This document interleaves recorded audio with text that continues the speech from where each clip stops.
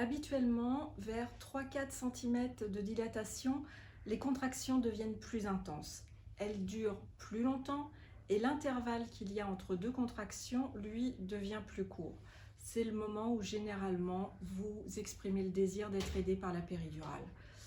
En théorie, on peut poser la péridurale jusqu'à une dilatation complète. Toutefois, le médecin anesthésiste sera le seul à valider votre pose de péridurale. Plus la dilatation est avancée et plus il est difficile pour vous de maintenir la position adéquate sans bouger. Le délai d'action du produit que nous injectons est d'environ 15 minutes. Il n'est donc pas raisonnable de poser une péridurale si l'accouchement est imminent. Les indications sont assez restreintes.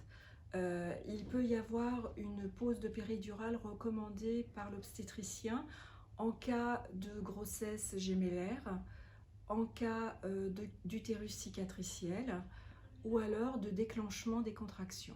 Les contre-indications, elles, pourront être posées par le médecin anesthésiste le jour de votre accouchement. De façon assez générale, il s'agit d'un problème de coagulation du sang ou un problème d'infection.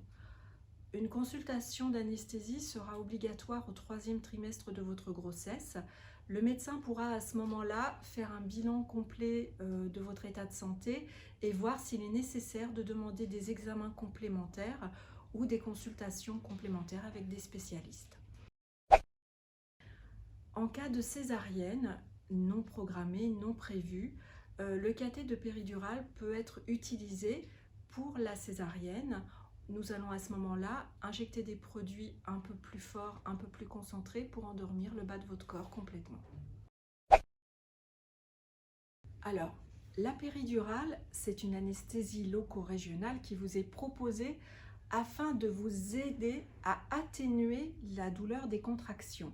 Le but n'est pas de supprimer totalement les douleurs, on peut supprimer totalement les douleurs, mais l'objectif c'est vraiment d'atténuer la douleur pour que ça devienne supportable. Lors de la pose du cathéter, le médecin et l'infirmière anesthésiste vont injecter une première dose. Ensuite, une petite manette va vous être donnée afin de pouvoir appuyer en cas de douleur.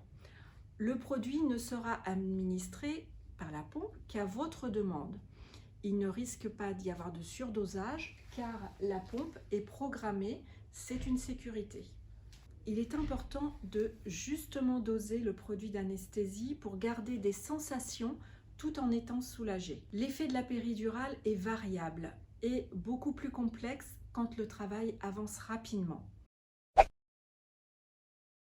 L'équipe d'anesthésie est présente sur le site 24 heures sur 24 et 7 jours sur 7. Quel que soit le moment de votre accouchement, nous serons là pour vous aider. Non, alors c'est vraiment la question qui interpelle et puis c'est ce qui fait peur, c'est l'aiguille. L'aiguille, elle ne mesure que 8 cm, donc elle n'est pas très longue. C'est le même diamètre que l'aiguille qui va être dans votre bras pour la pose de perfusion.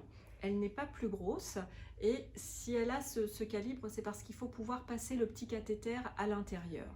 Par rapport à la pose de perfusion, la pose de péridurale, vous acceptez vraiment cette ponction parce que c'est vous qui demandez la pose de péridurale, c'est vous qui nous appelez et donc vous acceptez mieux ce qui se passe.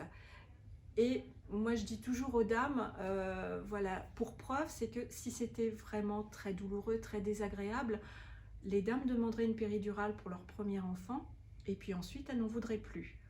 Or, 80% des naissances se passent sous péridurale et les dames qui reviennent redemandent une péridurale. C'est donc qu'on ne les a pas traumatisées à la première ponction.